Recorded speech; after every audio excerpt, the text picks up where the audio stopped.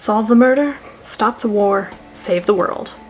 Sir Brannon Kesh spent years building a new life as a physician, leaving the name Bloodhawk and the war that spawned it behind. But when the king's cousin is murdered, duty calls him back. The crime scene suggests dark magic, and the evidence points to the ambassador of Nilar, an alluring woman with secrets of her own, who sees Bloodhawk as little more than a war criminal. As bodies pile up and political ramifications escalate, Brannon must join forces with a vain mage, a socially awkward priest, and a corpse-animating shaman to solve the murders and prevent another war. But who can he trust when the phases of a bigger plan take shape? The Risen are the greatest danger Brannon has ever faced. If he and his team cannot stop the killer, then all of Kalanon and the world will descend into darkness. So, Agents of Kalanon, Book 1 is well, obviously it's the first in the series if I'm calling it Book 1, but, yeah, okay, it's pretty fun. This is sort of a great mashup of fantasy and mystery, and you know what?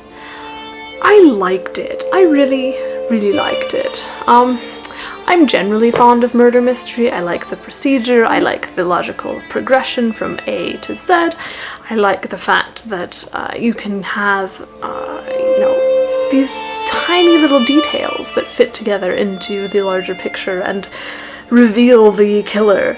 And I like mystery. It's one of my favorite genres. I mean, okay, I read everything, so they're all kind of my favorite, but I like mystery. And I also like fantasy, as you might have guessed by many of the book reviews that I do. I like it. So if you put those two together, yeah, it's pretty fantastic. The basic premise is someone close to the royal family was killed, and Sir Brannon Kesh, the king's champion, must sort of find out who it is, and circumstances are such that he requires the assistance of various other people, a mage, a priest, his apprentice, a shaman from a sort of neighboring country. It's just, so all of these people get together and try to figure out what's going on. And you've got magic, and there's, the Risen, these sort of, well, spirits inhabiting dead bodies type of thing. And you've got things like past wars to deal with, the political ramifications of that. It's just, yeah, there's a lot of those little details that make it really nice. So you've got the fantasy elements, you've got the murder mystery elements, and I think it fits together really well. It's something sort of non-standard, because you have to deal with both of those elements. You have that fantasy world, so you're going to expect a certain amount of magic and things that can't be explained logically, but you're dealing also with a murder mystery, which is one of the most logically oriented genres out there, because while you're solving a murder. Yeah, okay, so as far as the characters go, I really like Brannon. He's kind of, well, he's a personification of an Irish wolfhound. Big, possibly dangerous, but sort of very placid and intentional and deliberate. And I think his character works really well for this story. It's really nice. And Brannon basically acts as counterpoint to a bunch of other more volatile personalities, which is also very nice because you get to see that sort of centering effect. I think that really works out very well for the characterization.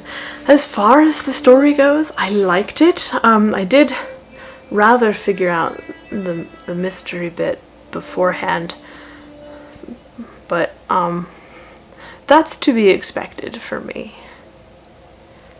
Anyways, I liked the story. I think all of the clues that were present were very nicely done. I think the extra characterization that was thrown in there was really cool.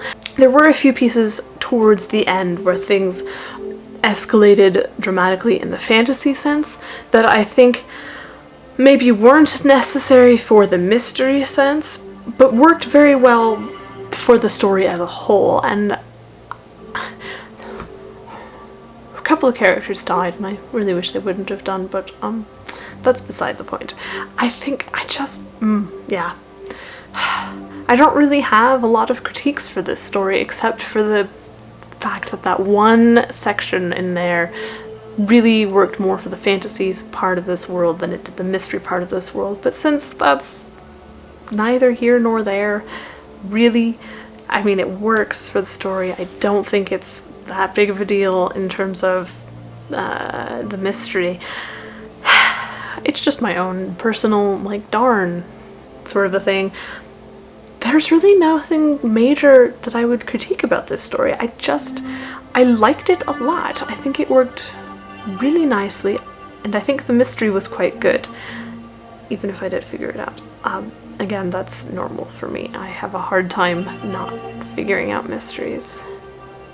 Doesn't mean I don't like them, though. Anyways, that's all I've got for you today. I hope you have a fantastic day. I hope things aren't too crazy for you. If you're looking for something a little bit different than your standard fantasy, but a little bit more magical than your standard murder mystery, this is absolutely a book I recommend. It is really nice. Even if you're not hugely into murder mystery or fantasy, I think it works very well. You know, it combines the genres really nicely, it blends together, and it's a fun story. I like it, and I like the characters. Brennan is definitely my favorite, though, just saying. That's all I've got for you today, so yeah, I shall see you next time. Bye.